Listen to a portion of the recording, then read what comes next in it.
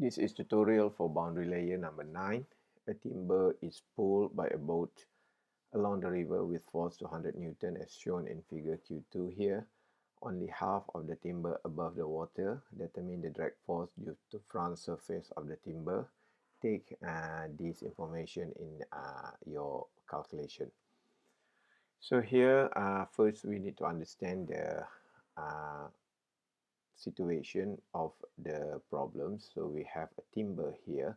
So its length is 10 meter, and we assume that it is circular. So the diameter is 0.4, and only half of this timber is in the water.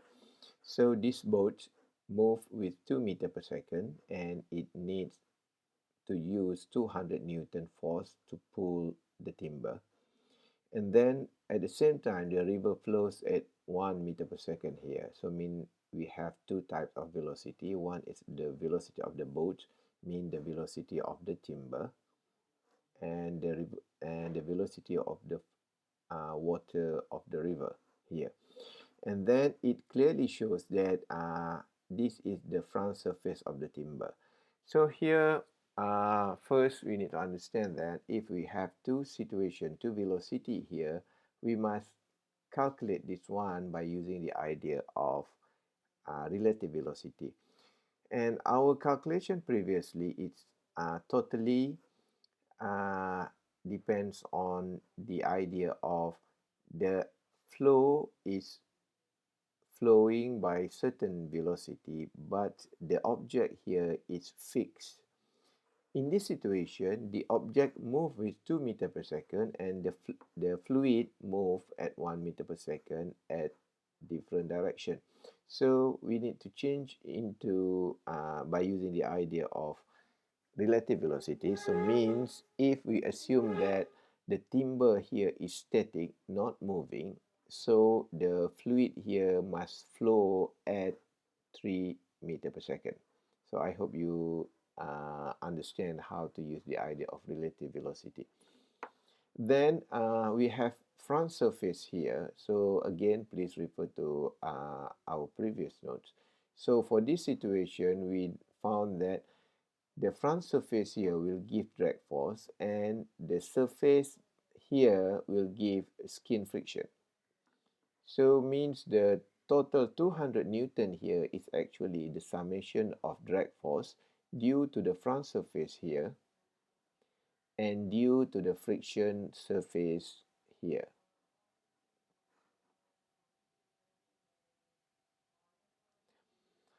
Okay, to solve this problem, first we need to calculate the Reynolds number at the end of the timber. So the Reynolds number is rho ux over mu. So we use the velocity as 3 meter per second because the boat and the river flow in different direction. So we need to add the velocity. So we use 3 meter per second as the relative velocity, because again we assume that the timber is static, only the fluid moving. So we get it is about 3 times 10 by the power of 7, and we assume it is turbulent because the limit of the laminar boundary layers is normally used by 5 times 10 by the power of 5. So now we assume that the boundary layer is ended by turbulent boundary layer. So again, we need to know whether the laminar boundary layers is affected or not. So we do the reverse calculation with Reynolds number 5 times 10 by the power of 5 equal to rho ux over mu. So we substitute the Reynolds number critical, 5 times 10 by the power of 5 here, and then we could get that x is 0.17 meter. So means the laminar boundary layer only occur for 0.17 meter distant from the starting point of the timber. So if we calculate the calculation of this one, means 0.17 meters compared with the total length of the timber, it is about 10 meters.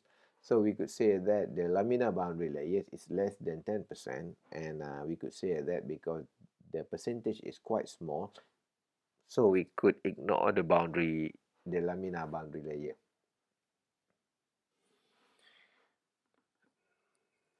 The drag force can be calculated by using this equation, Fd equals Cd 1 over 2 rho u square A.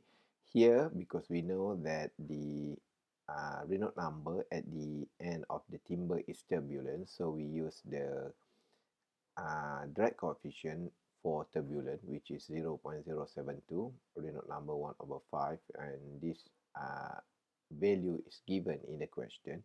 So we need to choose whether to use laminar coefficient drag or turbulent drag coefficient. So in this case, we use turbulent drag coefficient. And then the A here is the area. So we need to determine what is the area. Because we are calculating the drag force caused by the side surface. So we imagine that we have a boundary layer here, and then we calculate the force that occur because of the existence of this boundary layer. So the area must be the area of this one.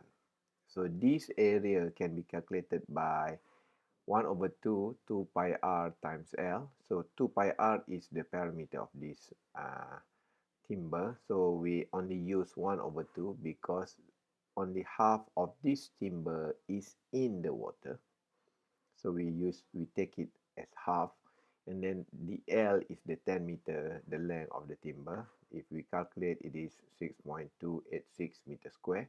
We substitute here, so it will give us 65.1 Newton. So again, we need to understand that the 65.1 Newton is the force due to the skin friction here, the boundary where the boundary layer exists. And then the total force to pull this timber is 200 Newton, means that we have a 200 Newton move at this direction.